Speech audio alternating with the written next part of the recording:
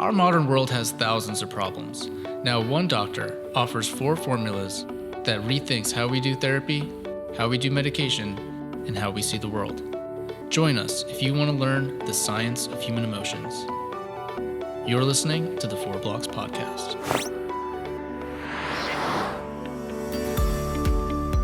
Labeling yourself being in love, or Right. labels in love. Well, they go together. In the human mind, and what we're trying to do is change the way you view it, so you change the mind itself and change actually the brain if you stop labeling yourself about anything.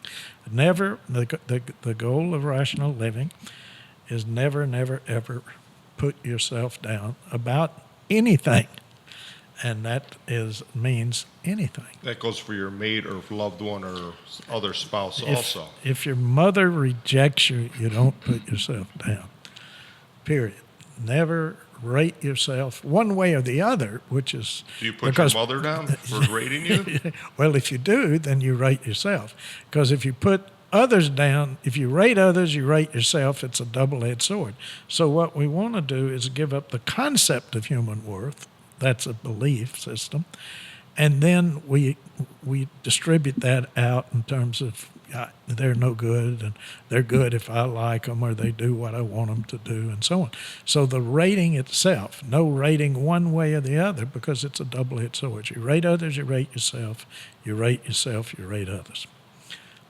So you want to do away with the rating, period. Now, you can do it lightly. You know, I like eggs and ham instead of oatmeal. I mean, okay, that's fine. But when it comes to rating self and others, no, you don't want that. I think the biggest thing too is that, like, if you're coming from a place where you feel incomplete or you feel like a lack, and then you want somebody to fulfill that for you and love only you, you're going to have this like possessive type of love. Whereas, incomplete is not a feeling, Stan. All right, incomplete is a thought. I come from a place of feeling incomplete. That's not a feeling. Feeling is happy, glad, nervous, sad, anger, anxiety, depression, and guilt.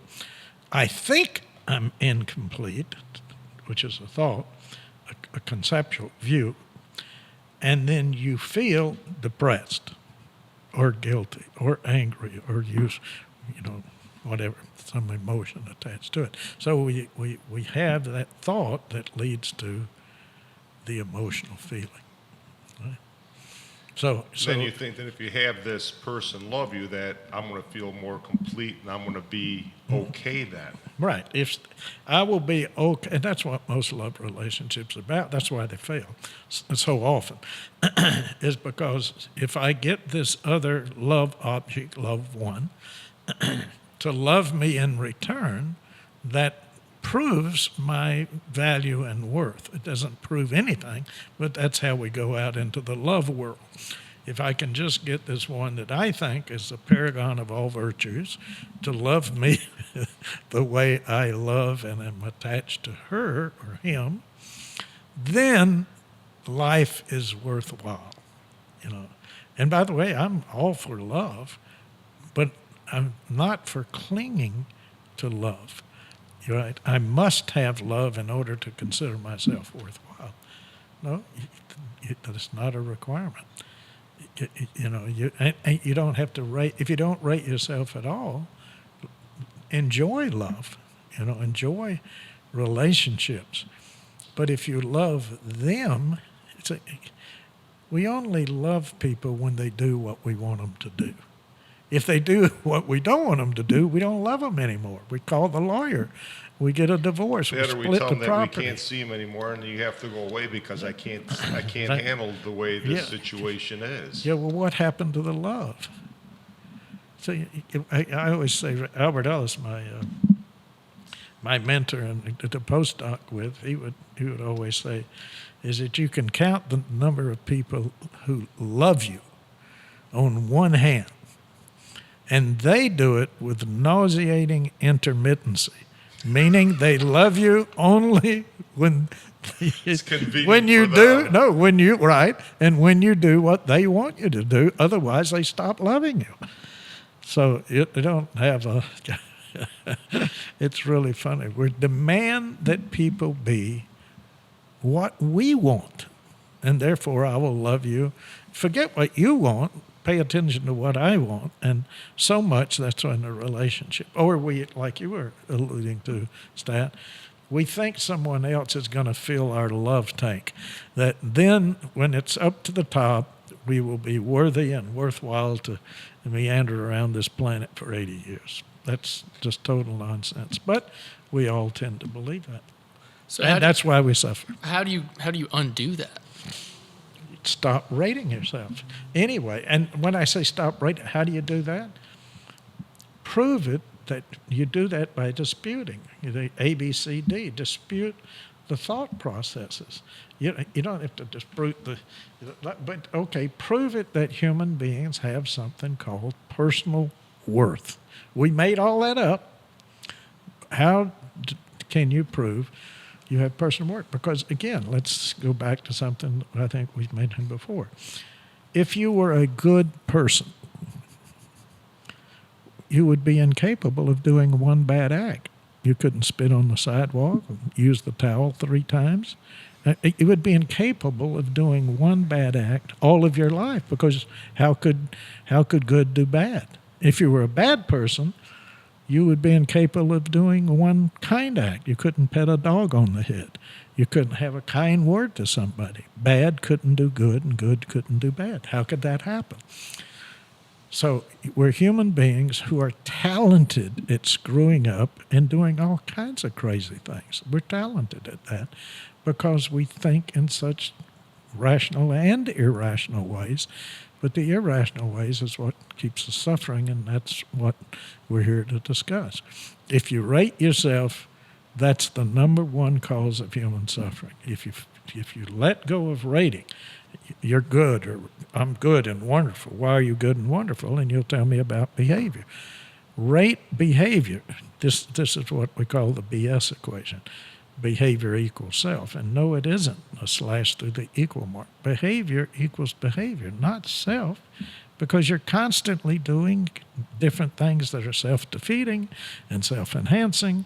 How could you do that if you were wonderful or worthless? So Doc, what do you tell the people who fall into the trap of that, male or female, that this is the one? Without this one, I'm not going to be happy. No, Or this is the one that I feel the best with because I have the chemistry with her.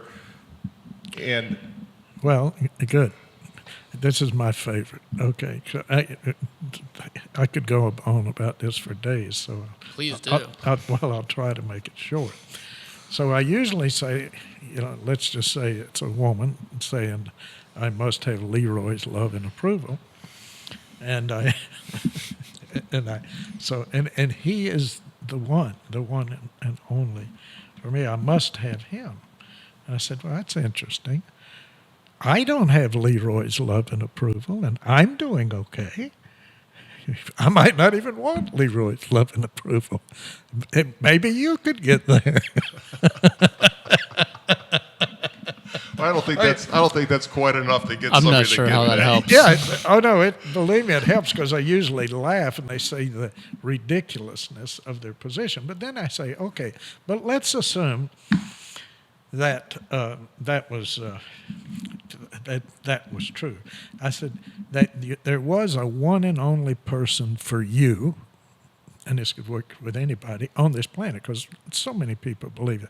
I've found the one, or I haven't found the one yet. My soulmate is Yeah, here. my soulmate. I'm going to find my soulmate. But let's suppose that were true, that there was one and only person on the planet for you, and that's what I do in therapy. I say, okay, well, there's 7.5 billion people on the planet. What's the probability, the statistical probability in reality, that you would run into that one and only person in your lifetime? What's the statistical probability? And by the way, it's much higher than 1 in 7.5 billion, because they may be in Mozambique and you don't get over there very often. Doc, this brings back a memory of one time when I asked you a question. I said, well, so-and-so said that they found their soulmate. Right. And you looked at me and said, how long do you think it's going to be before they start blaming each other for their feelings and thoughts. And then what happened to that soulmate? Okay. So anyway. It goes back to the basics of the 4 Sure, blocks. sure it does. Yeah. And it, all right, but again, let's suppose there's a soulmate. You just happen to run into your soulmate at the Brass Monkey in Tampa, Florida. That was it. That happens every night. Yeah, exactly. That's my point. There are, for each of us, there's roughly probably 200 million or more out of 7.5 billion. I could, and this is what I tell people, I could parachute you out on any 1 mile square land surface on the earth, and you'd find somebody to love and care for, and you would believe it was your soulmate. So there's at least 200 million out there that we could have really great relationships with, but we fuck them up because of our demands and commands that they do what we want and not love them for the way they are instead of the way we want them to be. That's love. I love you and I want you to be happy. We got it reversed. We want you to make me happy. That's not soulmate. That's egocentric, right? So if there is such a thing as soulmates, they're roughly 200 million, and that's probably a small estimate. Well, it all boils down to that we have this belief system that we hold on to and we cling to, that if it isn't a certain way, that then I'm not whole, or I can't be happy without this person. That's always irrational thinking that's always that always takes the place. case. It comes down to the egocentric thinking Right. for sure. And then we want, when the relationship goes bad, what do? We don't take, I tell people, take 100% responsibility for 50% of the relationship. But what do they want to do? They want to point the blaming finger at their mate. Well, they were at fault. If they would have this and that, and so they want to do that, they go tell their friends, and they have their friends, and they get on their social media and try and downgrade and show the other person as a worthless piece of shit. So we try to then down our soulmate. Well, wait a minute, And by the way, when they come in and, they tell me they can't leave, that they will, and I love this statement, that's always the case, I will never find another person like Leroy. And I said, you're right. You'll do much better. And guess what? 6 months later, they come in, they're all happy. Because I know what's going on. And I say, well, you look very happy today. What happened? I met the perfect, and this, and the terrific, wonderful, and Jim, and he's just terrific, he's fabulous. And I just love him. I said, well, what about Leroy? And she says, I don't ever think about him anymore. So there we go. That's until this new one does something that they don't like, unless they're being conscious and aware of And their there we- feelings, and and there they'll we- run into that trap again. That's and what there- the 4 and there- blocks teaches you, to be conscious Now of these I see feelings. Stat over here huffing and puffing that there's something. Well, how do you back off from a lifetime of egocentric thinking? Because, you Practice, find somebody that you practice. really like, you do Yeah. all the things to make them happy, and then they don't reciprocate that, and you're going to feel like shit. What do you do about that? No, you don't gonna feel like shit unless you believe that person says something about your self-worth. And what Neil just said here was practice, practice, practice. This, what we're talking about, takes daily practice. I just told a guy yesterday, I'm seeing him and his wife. They're lovely, doing great work. And she kept missing the last couple of times as things come up. And I said, tell your wife, I said, ask her, how many times does she go to the gym a week? And he says, oh, that'd be great because she goes every day. 6 days a week she's at the gym. I said, well, tell her this is the PARS gym for mind and brain. It's true. And- For this and- to but work, you we have want, to practice yeah, it. but we want to do it haphazardly. You have to challenge your thinking. 60,000 sentences a day, that's what you're questioning. If you've done this since you believed your parents and the preacher and the school and everything else.